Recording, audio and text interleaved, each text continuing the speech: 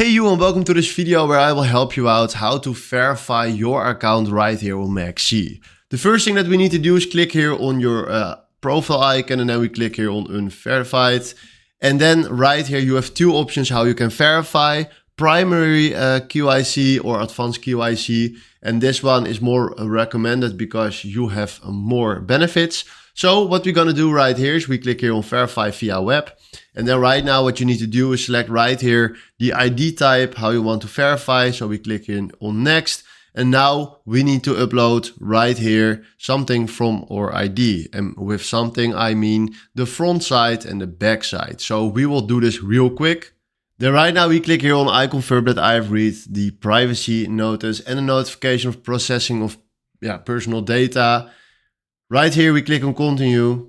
And right now they want us to verify with our camera. So we will do this real quick.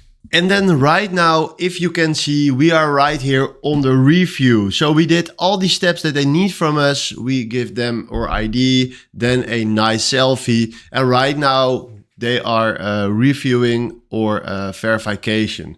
So this is how you can verify right here on MEXC. Hopefully this was the video where I was looking for. Thanks for watching and have a wonderful day.